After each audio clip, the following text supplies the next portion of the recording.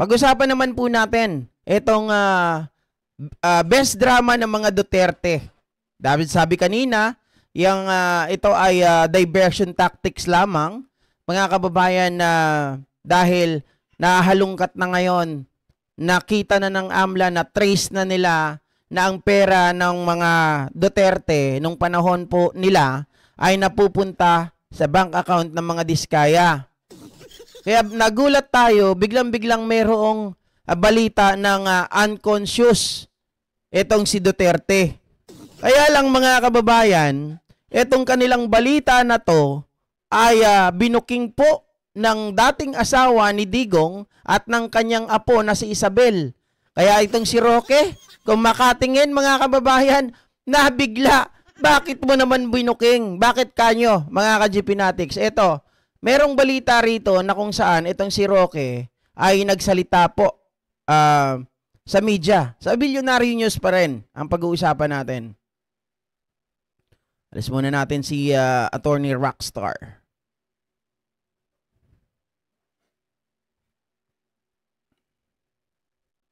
Yan.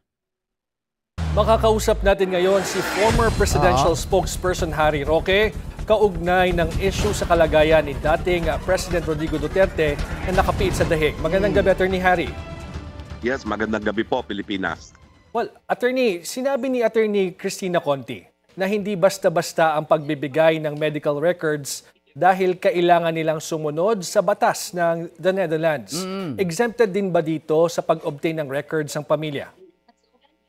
Well, hindi ko po alam dahil ako naman po ay hindi abogado dito sa Netherlands. Oy, at sinisipon. hindi rin naman abogado si Cristina Conti. Okay. Pero ang aking pagkakaalam, nakakalab ako ng impormasyon siguro ng buwan ng Agosto. Galing Tandaan nyo buwan daw ng Agosto mga kababayan.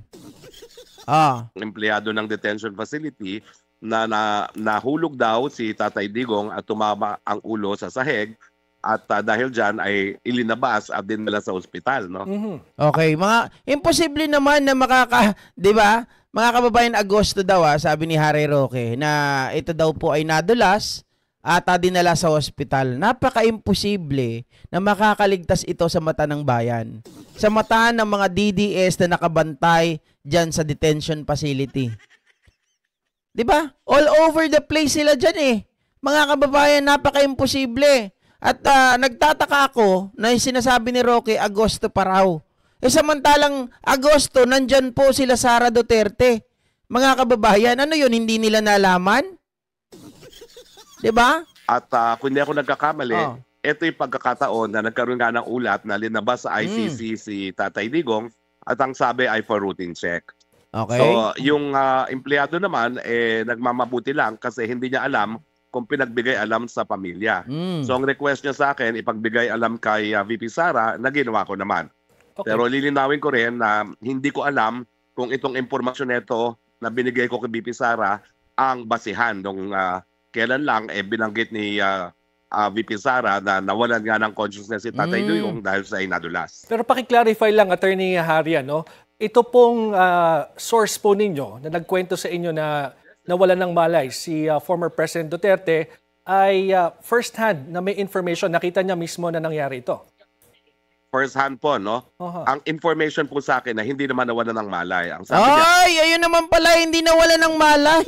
Ibig sabihin mga kababayan, exaggerated lang, OA lang si Sara.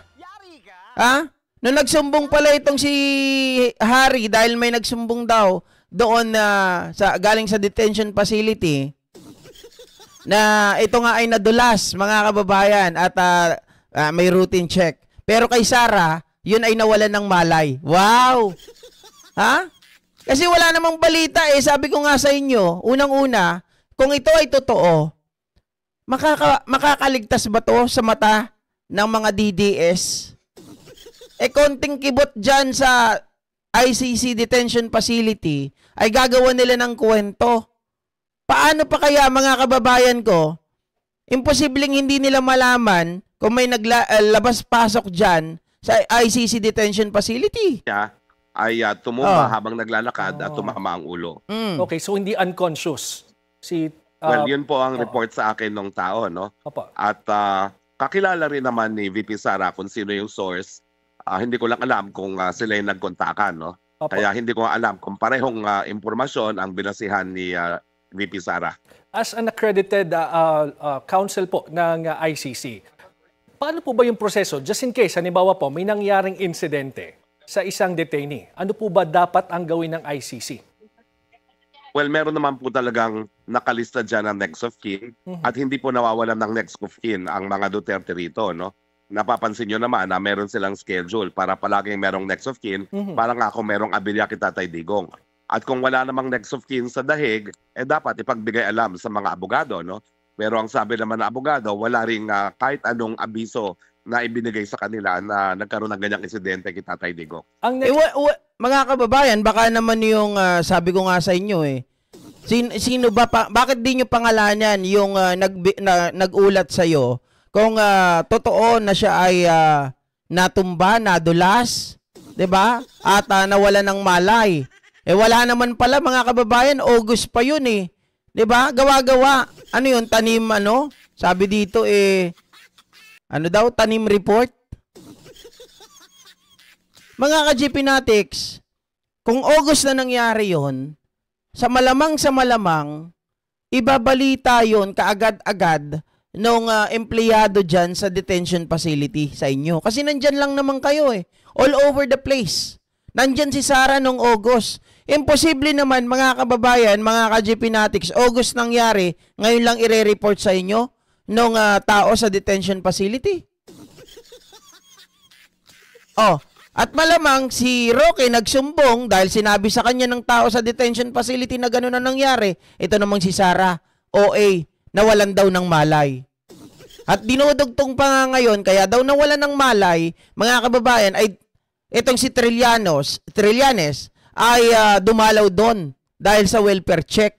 Teka lang, mga kababayan, kailan pa naging member ng konsulado, di ba, ng Embahada ng Pilipinas, itong si Trillanes para pumasok dyan? Nagpunta sa Trillanes dyan kasi alam naman natin na si Trillanes ay isa sa mga kababayan tumutulong po doon sa mga biktima. Kasama sila Enzo Recto, kasama itong sila Cristina Conti, di ba? Etong si Pulong ano din Basta may maibalita rin next of kin po na nakalista sa ICC, would you know who?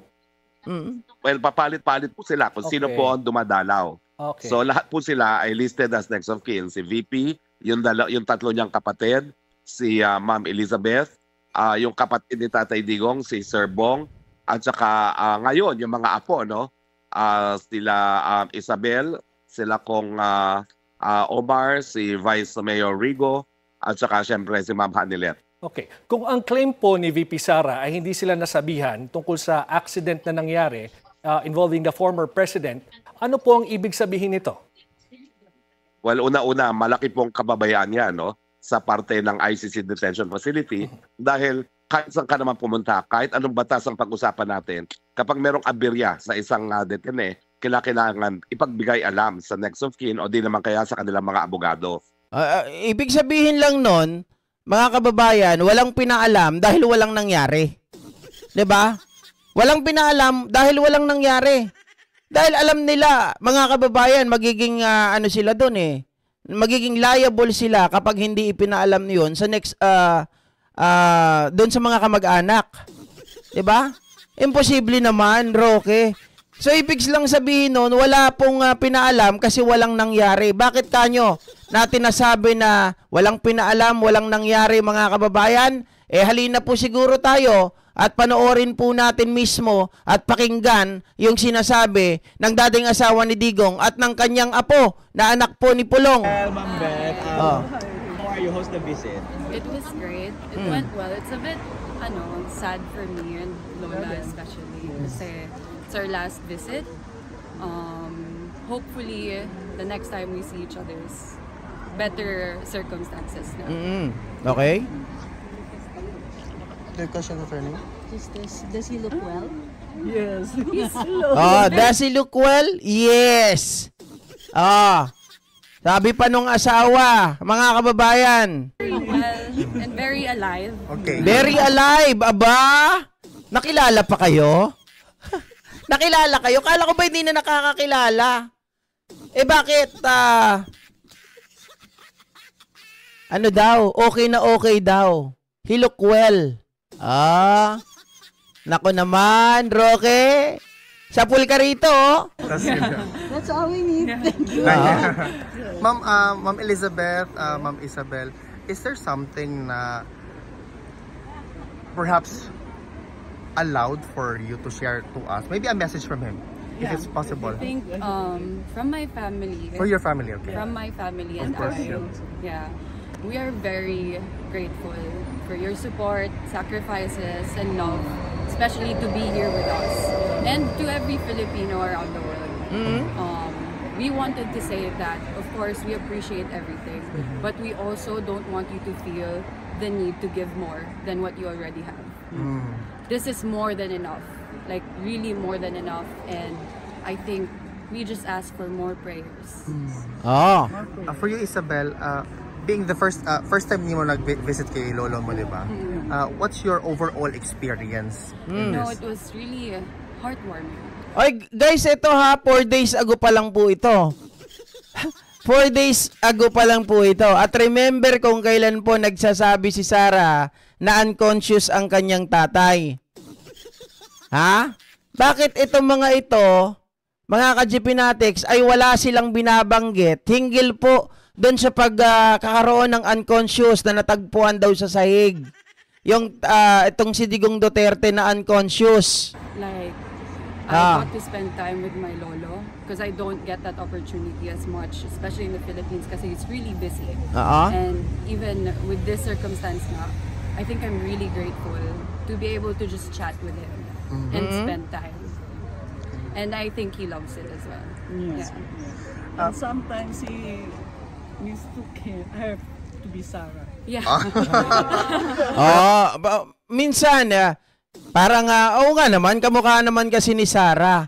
Pero, mga kababayan, from that point of view, na sinasabi niya na ito si Sarah, 'di ba? Kasi nga, syempre, may pagkamatanda na.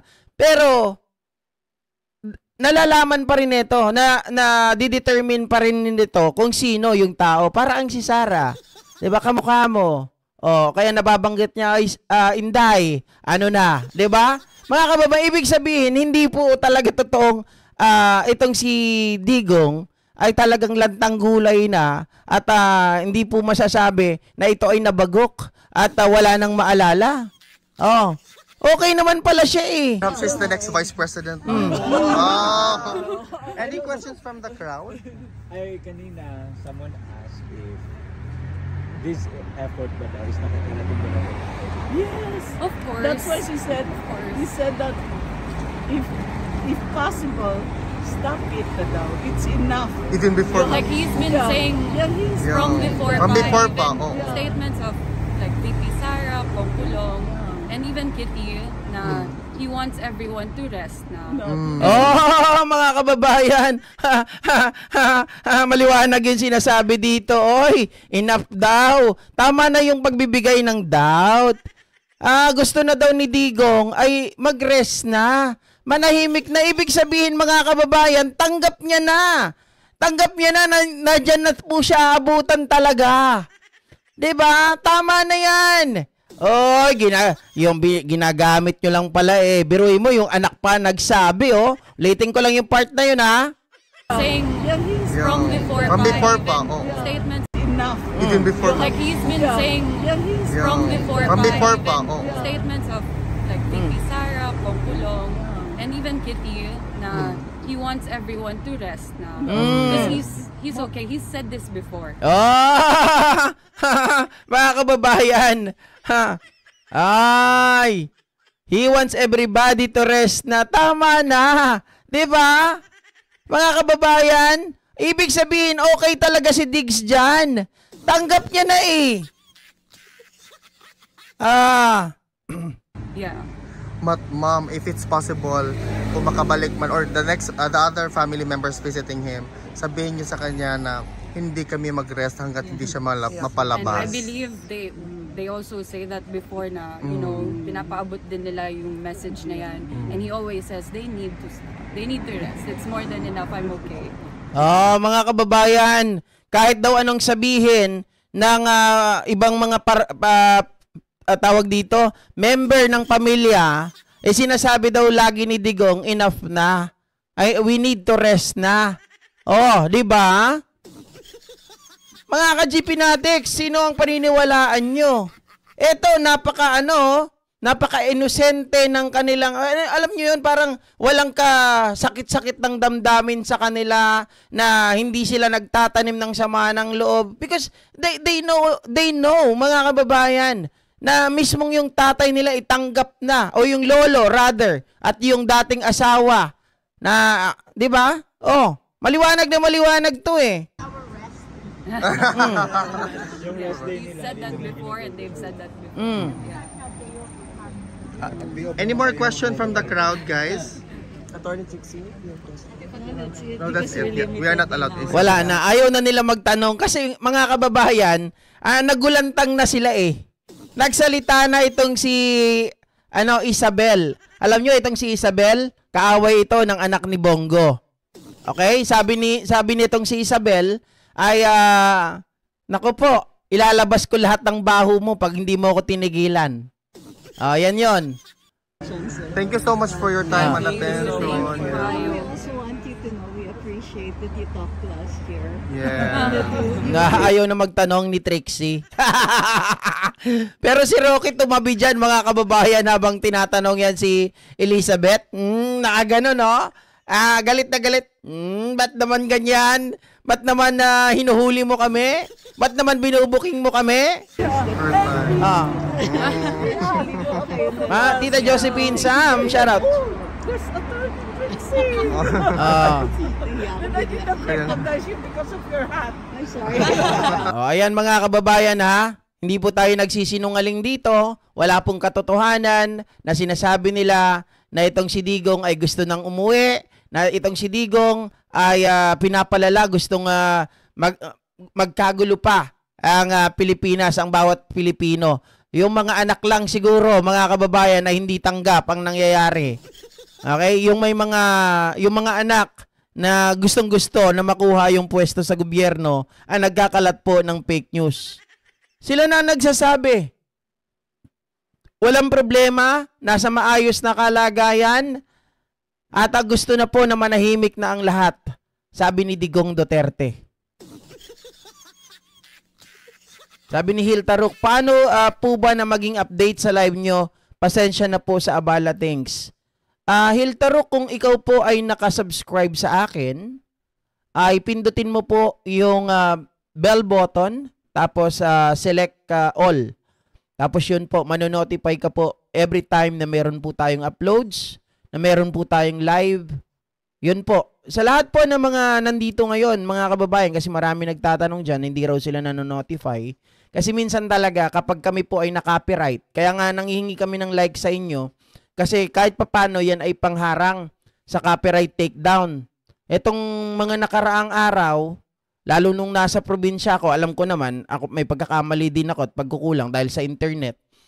'Di ba? Kaya wala nagla-like. Okay lang sa akin 'yun, pero marami akong tawag dito copyright complaint galing po sa ABS-CBN. Oo, totoo 'yun. At kapag tayo po ay ang malala na ginagawa na nila ngayon, black na. Hindi lang basta share copyright. Ang ginagawa nila ay totally black. Hindi na makikita yung yung video natin sa iba, lalong-lalo na sa mga bago, at yung hindi naman lagi nagla-like sa mga video natin, hindi po sila na-notify. So, in order for you to be notified, mga kababayan, kailangan po, i-select nyo po yung bell button, tapos may nakalagay doon all. Yun po ang piliin ninyo. At kapag kasi tayo po ay naka-copyright, ang ginagawa niyan, binabawasan po yung algorithm natin. Instead na nasa taas ka, ilalagay ka po dun sa baba. Ibig sabihin nun, mababawasan lahat ng mga like yung notification, yung suggestion, yung dun sa home. Yun, mga nababawasan yun. Kasi pag sa home na tinawag natin, pag punta mo pa lang ng YouTube, makikita mo na kaagad yung channel natin. Sa notification naman, pag nag-upload tayo, manonotify yung mga subscriber. Doon naman sa yung isang binabanggit ko, yung suggestion, mga kababayan, lalabas yan, pag nanonood kayo ng ibang mga video, may isasuggest yan sa huli. Yun, nawawala yung mga yon kapag kulang po tayo sa likes. Okay? So ayun, maraming salamat po muli sa inyong lahat mga ka-GP Natics at good morning. Okay? So, tayo po ay muling magbabalik matapos po tayong makapaghanap ng mga topic. Thank you so much once again. Bye!